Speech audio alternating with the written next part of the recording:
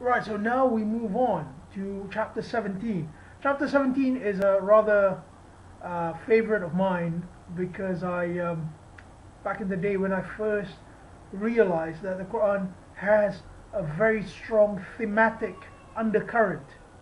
Chapter 17 was one of the first ones I actually went into.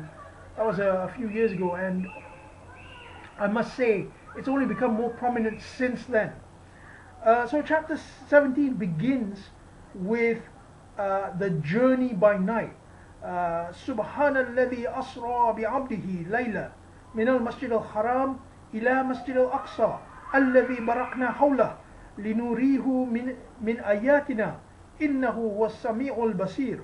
So Allah takes His servant on a journey by night from Masjid al-Haram to Masjid al-Aqsa, whose precincts He blessed. So what is this? I mean, well, Masjid al-Haram, as I said before, is a sacred, inviolable space. So Allah is taking His servant from that space to Masjid al-Aqsa, which is the foremost or the frontier. So this is a metaphorical journey where the utmost boundaries of the space of peace is defined. Then it continues to talk about Musa, and it says that Musa was given the book and it was a guidance to Bani Israel. So this is the goal of Bani Israel, to create that Masjid al-Haram. Bani Israel, however, they transgressed and they were ejected from that space. So then it continues to verse 11. Oh, sorry, before that we should mention verse 9. Now verse 9 is the first indication of the theme of this chapter. To me, the theme of this chapter is the Quran itself in its application. So this is almost like the Quranic movement being applied here. Once again, I'm not claiming that anyone has the exclusive right to this movement, but here the Quran is being centralized. Yeah. So verse 9, it says, "Inna hadha al-Quran yahdi lillati hiya aqum وبشر المؤمنين." So it says that this Quran is guiding to that which is more establishable. Whatever the Quran guides to, it will be easily established, or rather it will be immediately established in the world. It's not something just theoretical, it's something which you can iqam or establish. Then it talks about the soul, and that begins from verse 13, which talks about the soul and how whatever guidance the soul gets, it's for its own benefit. So why is the soul being mentioned here? Well, if we go back to chapter 13 verse 11 and chapter 8 verse 53, it talks about the soul being the center of change. So when the soul is centralized and developed, then change occurs, that change in your whole environment. After that, from verse 22 to 39, it gives a set of precepts which begins with do not take with Allah another object of worship. So the previous chapter and now talks about shirk. Here it talks about Tawheed again. Tawheed is an undercurrent here.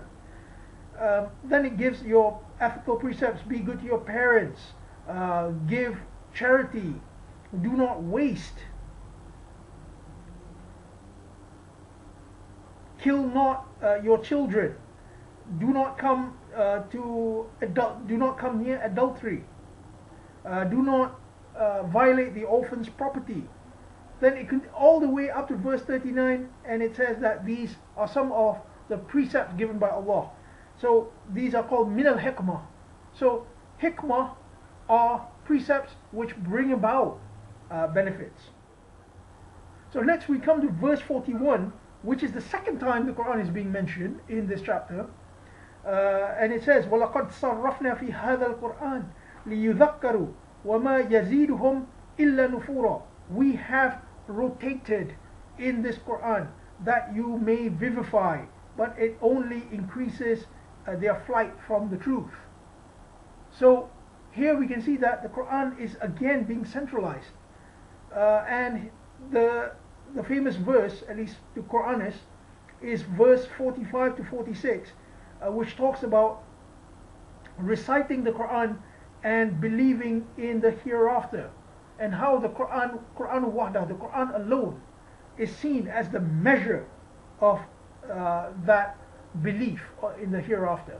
So because the Quran has rather abstract beliefs, so if you believe in the Quran without any accretions, this does not mean that the Quran is the only source, but the Quran is the only teaching. So if other teachings echo the Quran, that's absolutely fine. So here we can see that if you believe in this way, then your belief is in the correct form. Adam is mentioned from verse 61 onwards. We have Adam. So in order for us to be reminded, I guess, of the objective with it, which is Jannah fil ard, or the garden on the earth. I believe that this space is not too different from Masjid al-Haram itself. However, it is almost another facet of Masjid al-Haram. So then it talks about those who wish to take us away from the path. From verse 73 to 77, it talks about those who wish to take us away from the path. So this is the same thing that happened to Bani Israel and in the beginning of this chapter. And the solution for that is the salat.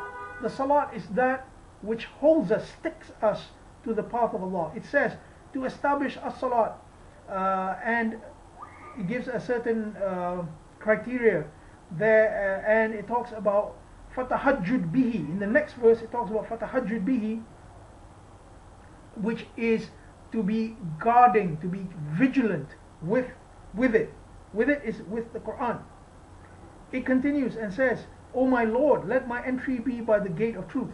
So this salat is that which takes you to the gate of Masjid al-Haram itself.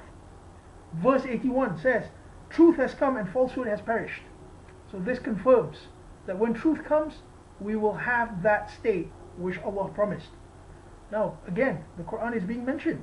It says, وَيُنَزِّلُ مِنَ الْقُرْآنِ مَا هُوَ شِفَاء. We sent down from the Quran that which is a healing, وَالرَّحْمَةُ وَرَحْمَةُ لِلْمُؤْمِنِينَ, and a mercy to those who believe. So the Quran is being mentioned here. It continues on to talk about the Quran, and then it says وَيَسْأَلُونَكَ عَنِ الرُّوحِ, and they ask you about the ruh, the spirit. In chapter 16 we saw about Ruh al-Quddus, the spirit of purity.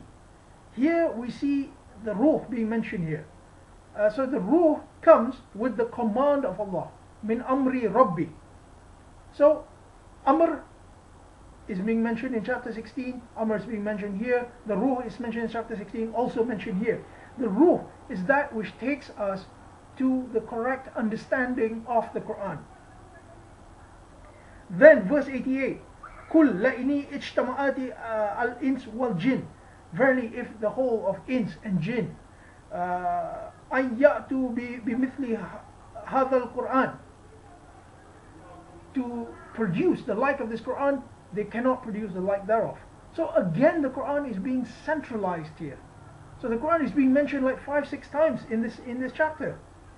Verse 89, again it continues, it repeats the previous verse, verse 41. It says, وَلَقَدْ صَرَّفْنَا لِلنَّاسِ فِي هَذَا الْقُرْآنِ, and we have rotated to mankind in this Quran every kind of similitude, yet the greater part of mankind refuse, except with ingratitude. So there we can see that, here we can see that the Quran is being used in a practical way to fertilize this movement towards Masjid al-Haram. Then it talks about belief in the unseen, continuing on to verse 101, which talks about Musa producing signs for Bani Israel. So here we can see that Musa was actually also in the same situation. This is why Kitabu Musa and the Quran is always mentioned, or not always, but rather mentioned frequently with each other. Then we come back to verse 105, which talks about the Quran again. It says that he sent it down in truth, and in truth it has descended. So truth is a very very salient criteria in understanding the Quran. Truth can only be measured through observation. So as they say, truth is correspondence. So if you look in the reality around you and you look in the Quran, you can see it. The Quran is not a book of history, it is a book of truth. And it says, وَقُرْآنًا فَرَقْنَهُ لِتَقْرَهُ عَلَى النَّاسِ عَلَى مُكْثٍ وَنَزَّلْنَهُ تَنزِيلًا. A Quran which we have divided. Again, the Quran is being mentioned, and it's Allah who divided the Quran so that we may recite it to mankind in a period of time. Then it says, whether you believe in it or not, it is true that those who were given knowledge beforehand, when it is recited to them, they fall in sujjada, in prostration. So when the Quran is being recited and used in this way, we can see its effect. So the chapter ends with the famous verse which says, call upon Allah or call upon Ar-Rahman. By whatever name you call him, to him belong the most beautiful names. Then basically it says, praise be to Allah who begets no son and has no partner in his dominion. So it returns us back to the subject of Tawheed. So we can see that chapter 17 is essentially also, you can see Tawheed being mentioned, but the central theme is the Quran and its application. The Quran's end goal is Masjid al-Haram, and Masjid al-Haram is the concept already mentioned in Baqarah. If you look at verse 122 to 152, you can see a full exposition of Masjid al-Haram there. So with that, I close day 12 of Ramadan 2011. I'm sorry if this seems a little bit too much, almost like a very random exposition, but we will see the notes inshallah as after Ramadan. I hope to write the notes and publish them at some point in the future. Thank you very much for your viewership. Bye.